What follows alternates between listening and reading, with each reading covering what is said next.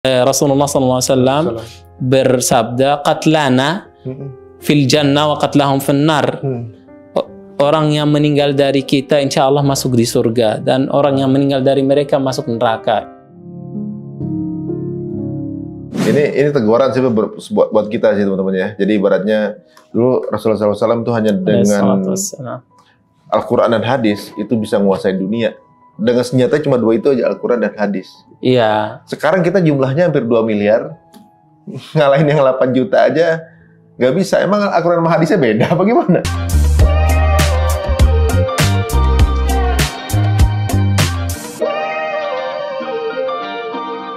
Oh iya, saya setiap hari kan keluarga saya di sana. Jadi ada keluarga yang kena, ada teman? Banyak, teman saya itu banyak. Saudara saya dari keluarga besar saya ada ponakan, ada banyak.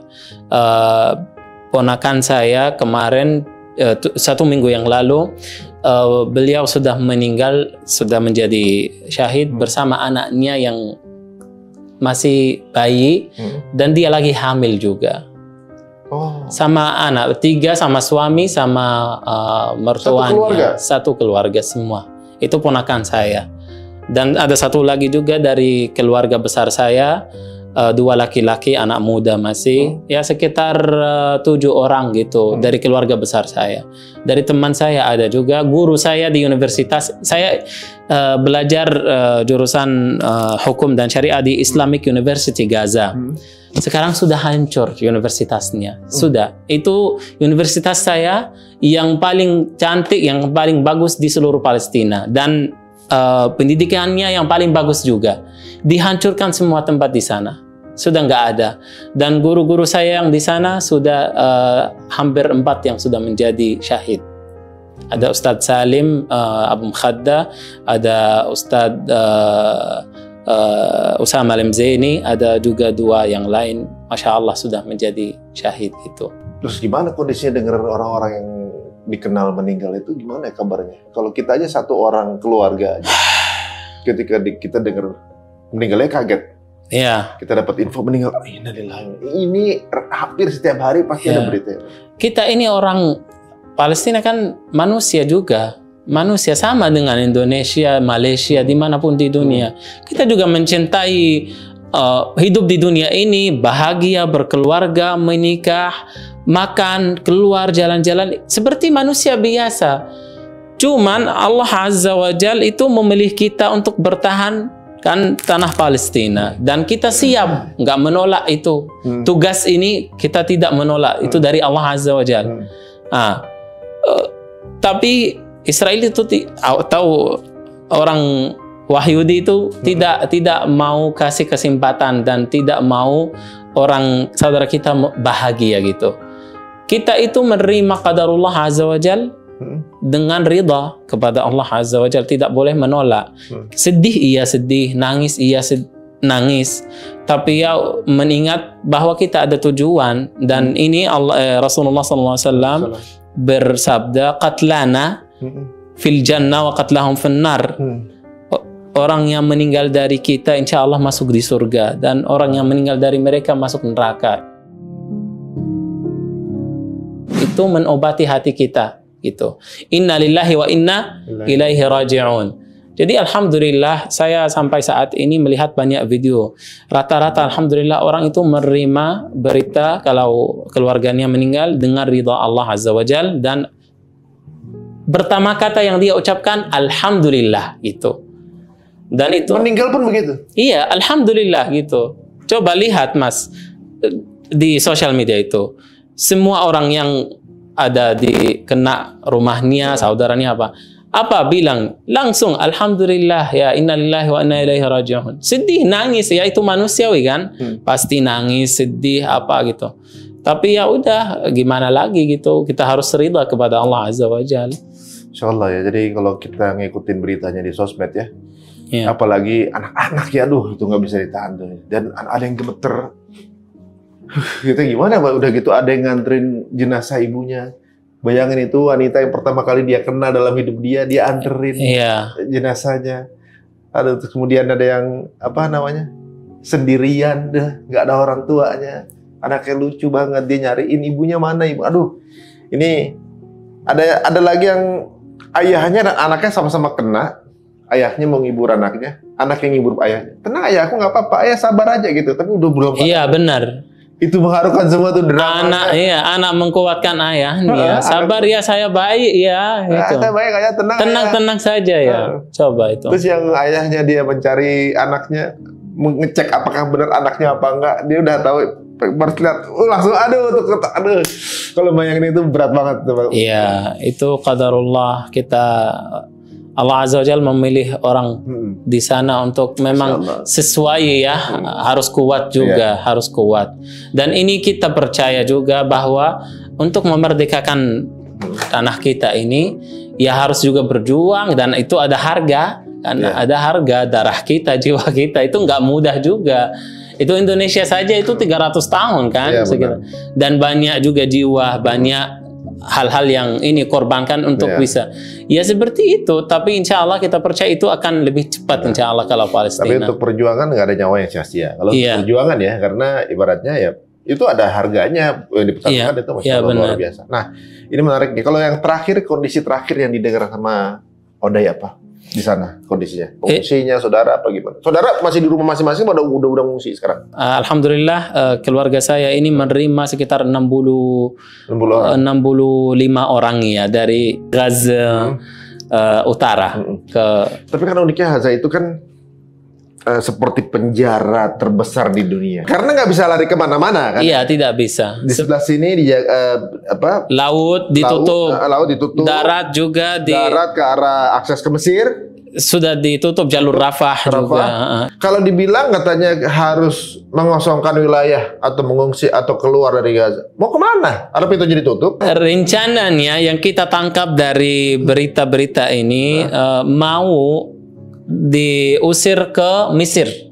Tapi sampai sekarang ya, kita ngomong sampai sekarang ya, itu Mesir menolak, masih nggak mau menerima gitu. Tapi insya Allah orang Palestina itu tidak akan keluar dari rumahnya. Kenapa? Karena masih ada 500 juta orang masih di Gaza Utara nggak keluar. Yang keluar itu hampir 500 juta ke Gaza Selatan.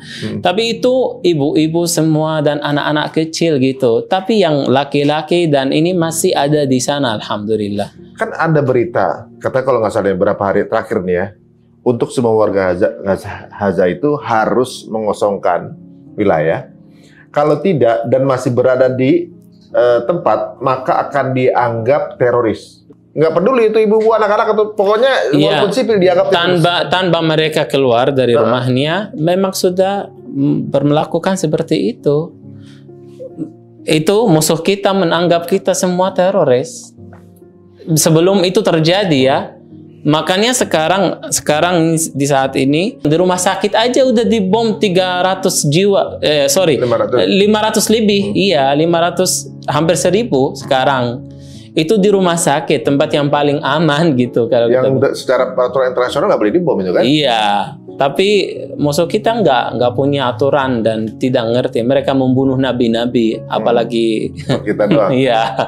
Nah kalau kan ada juga nih waktu berita invasi Rusia ke Ukraina, itu dikecam waktu itu gara-gara memutus beberapa sarana kebutuhan penduduk. Semua dunia ribut ya. Melanggar hak asasi manusia. Demo, Nah kalau sekarang justru sebaliknya, sepertinya warga Gaza ini nggak ada pilihan selain mati. Karena apa? Syarat hidup diputus semua kan? Air. Iya, mati atau mati. Gitu. Nggak ada pilihan. Dua pilihan, mati atau mati gitu. Bagaimana caranya etnis ini habis dan kemudian tanah itu kosong, mereka bisa masuk gitu. Iya. Nah, dengan kondisi tanpa air, tanpa listrik, itu gimana cara hidupnya?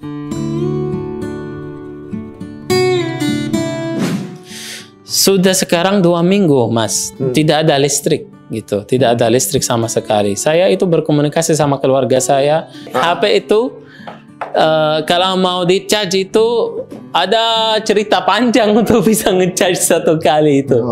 Jadi alhamdulillah orang Gaza itu cerdas ya, bikin solution untuk semua praktik gitu. Dari baterai mobil bikin solar energi gitu. Tapi itu kan nggak selalu ada dan nggak semua mampu untuk beli seperti itu. Jadi kadang-kadang misalkan ada satu keluarga itu mereka kumpulin HP-nya gitu, 5 HP atau 10 HP, dikirimkan ke tempat yang memang ada listrik untuk ngecharge gitu, bayar berapa gitu.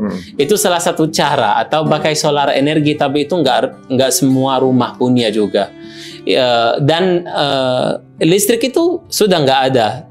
Nggak ada total? 15 hari yang lalu sudah nggak ada, mati total. Tujuan mereka gimana hidup itu?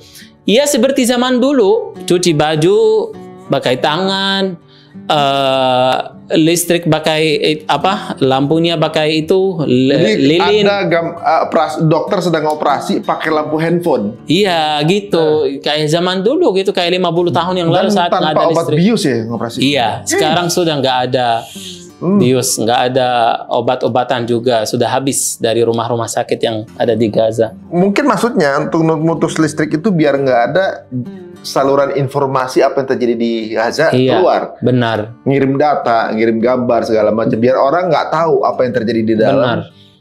Ibaratnya kayak dimasukin ke ruangan, digebugin, orang luar nggak tahu, biasanya gitu kan. Benar. Tapi di dalamnya kita tuh bisa ngasih tahu di dalam ngapain gitu kan. Iya. Pinter juga berarti ya. Iya, itu pakai semua cara untuk membongkar. Kalau air gimana air?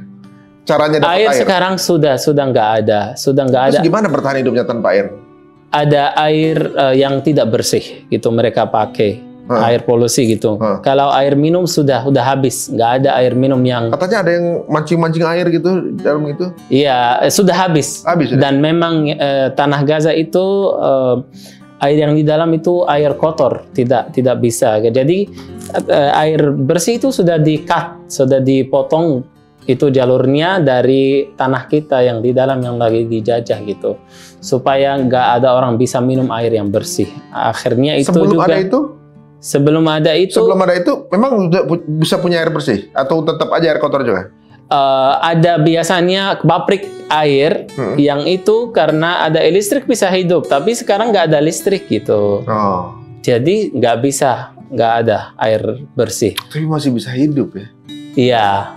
Masih bisa hidup ya, luar biasa banget nih orang next level banget nih orang Gaza nih. Ibaratnya dengan pressure ada kemungkinan hidup cuma 30% mereka masih bisa bertahan gitu. Iya, masih bisa, tetapi kalau sekarang sudah sangat parah kondisinya. Itu juga cerita yang sangat sedih. Kita melihat kondisi umat Islam ya, maaf ya, itu sekitar 1,8 miliar, ya hampir 2 miliar umat Muslim di seluruh dunia. Tapi coba nggak bisa memasukkan 1 botol air untuk saudara kita yang di sana, nggak bisa. Ini teguran sih buat kita sih teman-teman ya. Jadi ibaratnya dulu Rasulullah SAW itu hanya dengan Al-Quran dan hadis itu bisa menguasai dunia. Dengan senjata cuma 2 itu aja, Al-Quran dan hadis. Iya. Sekarang kita jumlahnya hampir 2 miliar. Ngalahin yang 8 juta aja nggak bisa. Emang Al-Quran sama hadisnya beda apa gimana? Mestinya kan dengan senjata yang sama harusnya lebih baik dengan jumlah yang sama kan? Iya. Ini buktikan wajahnya umat Islam itu ada di Palestina. Berarti kondisi umat Islam itu selemah itu nggak? Itu karena ada di hati umat Islam sekarang wahan. Apa itu wahan ya Rasulullah? Cintai dunia dan takut dari kematian karena Allah Azza wa Jal. Kalau kita kembali ke Quran dan Sunnah, insya Allah 1 hari aja, jangan 1 hari, 1 jam, insya Allah bisa. Bisa, tapi ya di sisi juga yang bagus juga itu kebaikan ada di umat Islam, insya Allah ada. Banyak sekarang alhamdulillah yang mengeluarkan suaranya, demo, support saudara kita di sana. Kita juga senang melihat itu, tapi aksi belum. Memangnya karena masih di atas ya. Jadi semoga Allah Azza wa Jalla segera membuka dan melancarkan. Nah, sekarang kita balik lagi ke awal terjadinya tragedi tanggal 7 nih. Kan dunia taunya adalah bagaimana penyerangan kelompok Hermes. Ini kan? Ke apa namanya? Wahyudi. Gitu kan. Kalau menurut sebagai orang Palestina sendiri, kelompok Hermes ini